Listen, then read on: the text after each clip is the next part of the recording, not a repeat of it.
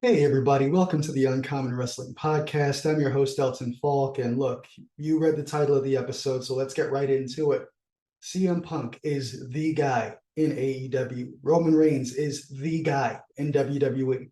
The problem I want to talk about is with the very concept of the guy in pro wrestling. You see, I'm not saying that a league shouldn't have an MVP. That's not what I'm getting at all. You see, when I refer to the guy, I'm talking about when a company pushes, positions, and promotes one performer to their level. Nobody stands a chance of reaching it, and the very gravity of that company bends around that one performer. Let's take a look at the two most prominent examples here.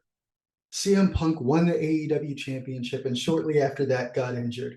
But instead of stripping Punk of the title and allowing AEW to return to a pre-Punk paradigm, the company decided to keep the title on him in his absence, instead crowning an interim champion who we were told would get to face Punk upon his return to have a fight for the real championship. This helped condition fans to accept that, hey, nothing here really matters until he gets back. The stuff you're seeing at the top of the card doesn't really count, except to decide who gets to inevitably lose to CM Punk upon his return. It felt like the company was running in place until the guy returned. And sure enough, about 4 months later, CM Punk wins the match to decide the undisputed AEW championship, restoring the status quo, and in a lot of people's eyes, hopefully unpausing the product that a lot of people had seen as stagnant in Punk's absence.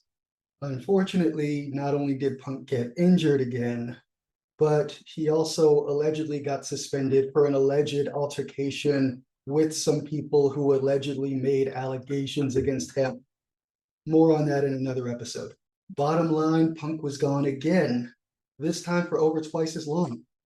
CM Punk would be gone for another 9 months before eventually returning, not just as the guy and the person whose name has dominated a lot of conversations about AEW during his absence, but as the centerpiece for AEW's new show, Collision, an entire show that, if rumors are to be believed, was built around him. So at time of recording, CM Punk has spent over half of his time since his debut injured and or suspended, but has still been framed as the guy in AEW, with a lot of major developments in the company starting or stopping based on his presence as the centerpiece. Let's pivot over to Roman Reigns, who's been the guy in WWE for much longer. For the better part of the last decade, Roman Reigns has been the undisputed top star of the full-time roster in WWE, winning a number of championships, headlining so many shows that he's a couple of years away from breaking the all-time record for the performer who's main evented the most WrestleManias, surpassing the likes of Triple H and Hulk Hogan and doing it in about half the time. In the last couple of years alone, he's defied the physics of the WWE universe, winning the world championships of both Raw and SmackDown, dominating those scenes so much that a third belt was automatically deemed a consolation prize, because as soon as the newly minted WWE World Heavyweight Championship was announced, it was done in the context of no one being able to beat Roman Reigns. These are the kinds of things that come with being the guy. And as massive as all of those things were, that still barely scratches the surface of just how much the company was built around putting and keeping Roman Reigns at that level. Every major star has been fed to him, in many cases multiple times over. And while people love his current run as the tribal chief and the head of the bloodline, that still comes after several years as one of the most poorly received top faces in WWE history. Diminished viewership, critical backlash, widespread rejection from huge chunks of the fan base.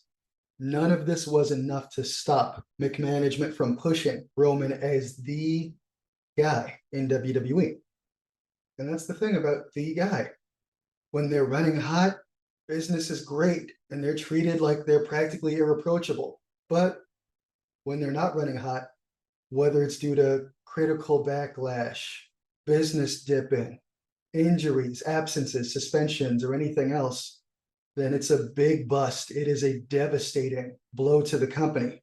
And what used to be seen as a pillar looks more like a crutch that's been kicked out from under the company. Booking around the guy is a gamble. And just like a lot of gambling, it's only really treated like a serious problem when the gambler's losing. You don't hear about a lot of interventions for folks who win $1 million at the casino. Whether it's Roman, Punk, Hogan, Cena, or anyone else put in that position, as long as they have the hot hand, this kind of gamble gets a free pass. But I'd like to highlight this right now, as things seem to be going well for both guys. With Roman Reigns riding high off of the continued success of the Bloodline angle, and CM Punk coming off of a triumphant return just a few weeks out from AEW's biggest run of shows in the company's history. Because yes, defenders of either of these guys or other iterations of the guy will defend them, saying that their success and profitable runs have made it all worth it. But I'm not just talking about a hot run of a few months here or there. I'm not just talking about a good night or a nice highlight. The consequences of the guy stretch across years, decades, because their resistance relies on a lot of resources being dumped into positioning them where they are. These are beasts that need a lot of feeding. After all, there's a reason that a lot of the common podcasts have top 10 lists of the greatest wrestlers never to become world champion and people who just never could break through the glass ceiling, and the various periods of the mid-card to nowhere, where a lot of promising talents who you may have thought were the future of the company just never quite broke through that glass ceiling because the guy was standing on it. A lot of the stories of the also-rans, the never-beens, and the snuffed-out prospects come down to the preservation of the guy, oftentimes at the company's own expense. So to those of you who defend this style of booking and say that it's all worth it, and hey, look at all the moments they made, look at all the money they drew, to that I ask, at what cost? Hot tag out to you folks. Let me know what you think. That's it from me. Don't forget to like, share, subscribe, support the show, all that other fun stuff. I've been Elton Falk. This has been the Uncommon Wrestling Podcast, and I look forward to talking to you again soon.